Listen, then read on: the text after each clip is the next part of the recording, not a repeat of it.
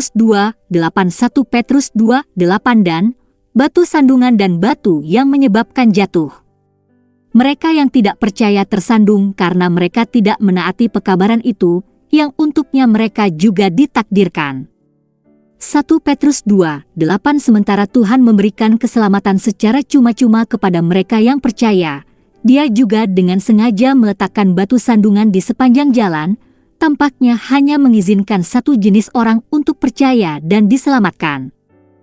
Pertimbangkan bahwa bagi orang yang tidak patuh telah dinubuatkan bahwa Yesus Kristus akan menjadi batu sandungan dan batu sandungan bagi mereka. 1 Petrus 2, 8 sebagai contoh, beberapa tersandung pada klaim Kristus tentang dirinya. Yesus berkata, "Setiap orang yang mendengarkan Bapa dan belajar darinya datang kepadaku. Aku adalah roti hidup.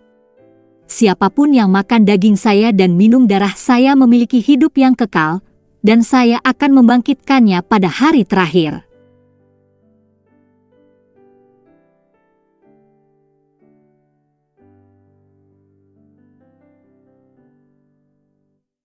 Yohanes 6, 45, 48, 54 jawaban.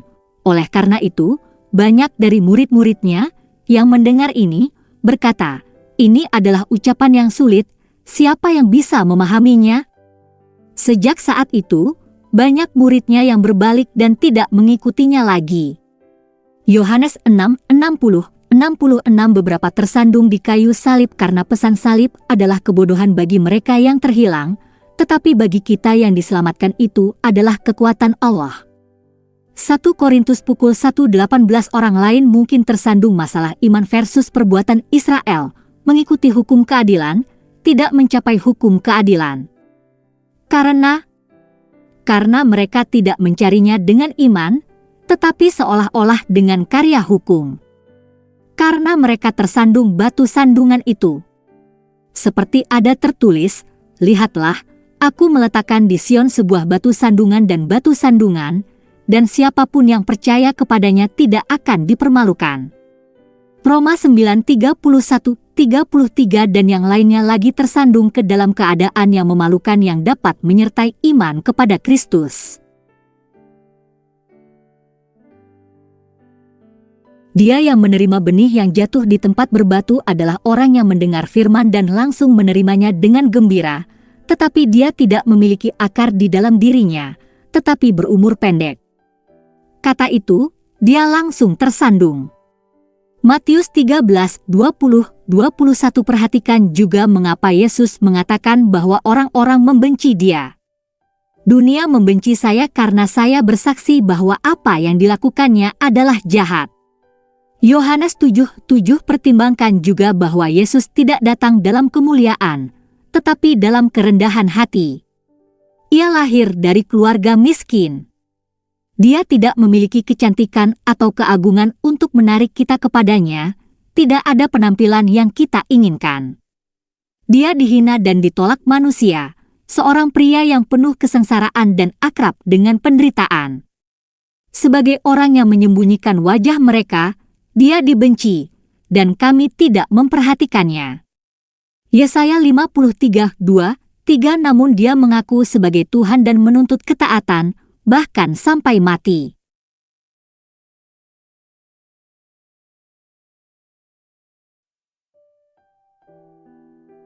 Siapa yang menyelamatkan nyawanya akan kehilangannya, tetapi siapapun yang kehilangan nyawanya demi aku akan menemukannya.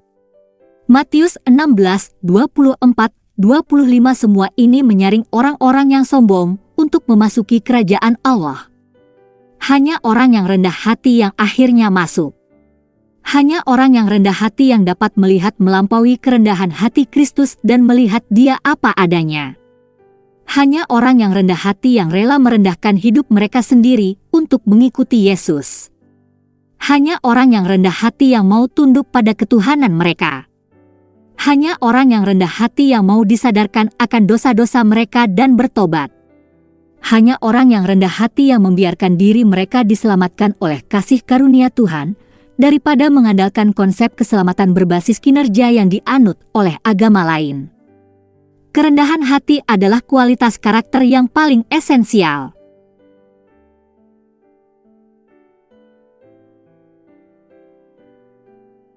karena demikianlah kata yang tinggi dan mulia, Dia yang hidup selamanya, yang namanya suci. Aku tinggal di tempat yang tinggi dan suci, tetapi aku juga tinggal dengan Dia yang remuk dan rendah hati, untuk menghidupkan kembali semangat orang yang rendah hati, dan untuk menghidupkan kembali hati orang yang menyesal.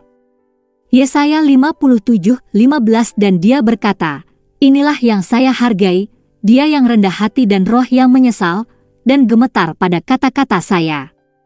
Yesaya 66:2 kerendahan hati benar-benar prasyarat untuk segalanya. Ini adalah kualitas karakter terpenting yang dapat Anda miliki, karena yang lainnya bergantung pada kerendahan hati.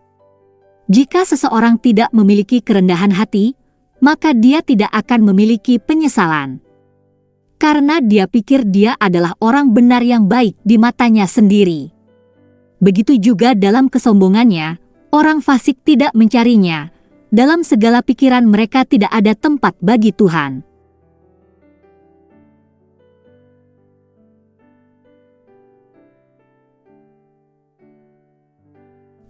Mazmur 10:4 Jadi mereka yang tidak memiliki kerendahan hati tidak memiliki iman kepada Tuhan dan tidak menghormati firman-Nya.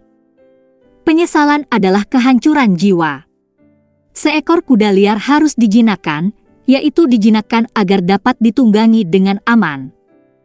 Ketika kita hancur, kita tunduk pada kehendak Tuhan dan menjadi hamba yang rela. LXX di sini menggunakan kata Yunani yang berarti tenang, damai, tenang. Petrus menggunakan kata ini untuk menggambarkan kecantikan batin seorang istri yang saleh, dengan mengatakan, itu pasti kecantikan batiniahnya, kecantikan yang tidak dapat binasa dari roh yang lemah lembut dan tenang, yang sangat berharga di hadapan Allah. 1 Petrus 3:4 Roh yang menyesal adalah roh yang dijinakkan, mau diajar, penurut. Gemetar pada firman Tuhan adalah efek alami dari orang yang rendah hati dan menyesal yang mendengar firman itu. Dan mengapa gemetar? Karena hal pertama yang firman Tuhan lakukan adalah menginsafkan kita akan dosa, standar kebenaran Tuhan, dan penghakiman yang akan datang. Dia menilai pikiran dan sikap hati. Iber pukul 4:12 demikian juga pemazmur menulis, para penguasa menganiaya aku tanpa sebab, tetapi hatiku gemetar oleh firman MU. Mazmur 119:161 dalam ketakutan ada hikmat. Takut akan Tuhan adalah awal hikmat. Mazmur 111:10 begitu juga mereka yang menghormati firman Tuhan menghormati para utusan Tuhan. Yohanes menulis, kita berasal dari Allah, dan siapapun yang mengenal Allah mendengarkan kita. 1 Yohanes 4:6 dan perhatikan bagaimana Paulus menggambarkan orang-orang Kristen di Korintus menerima Titus. Dia ingat bahwa kamu semua taat, menerima dia dengan takut dan gentar.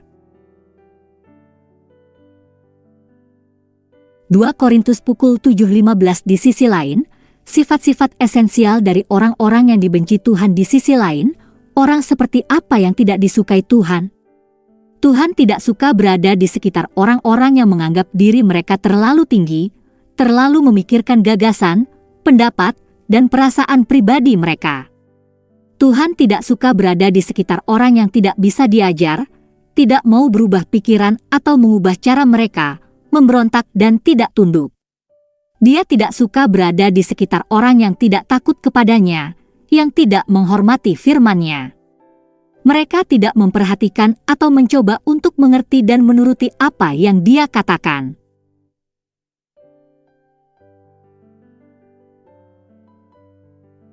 Pertanyaan diskusi hal-hal apa tentang Kristus dan pesannya yang membuat orang tersandung pada abad pertama. Dan di antara berbagai budaya saat ini, apa kualitas karakter yang paling umum dari mereka yang menolak Kristus? Di sisi lain, apa ciri paling khas dari mereka yang percaya kepada Kristus? Apa yang dikatakan di sini tentang orang seperti apa yang paling disukai Allah dan orang-orang yang dibencinya? Bagaimana kerendahan hati dikembangkan dan bagaimana itu dapat dipertahankan? Pengakuan iman Tuhan Yesus Kristus, saya mengakui dosa-dosa saya, dan saya bertobat dari dosa-dosa saya, Dan saya mengakui Tuhan Yesus Kristus sebagai satu-satunya dan cukup juru selamat hidup saya, menulis nama saya dalam buku kehidupan. Dalam Efesus 2:8-9 ada tertulis, "Karena kasih karunia kamu diselamatkan oleh iman, dan ini bukan dari dirimu sendiri, itu adalah pemberian Tuhan. Itu tidak berasal dari pekerjaan, jangan sampai ada orang yang menyombongkan diri." Efesus 2:8-9.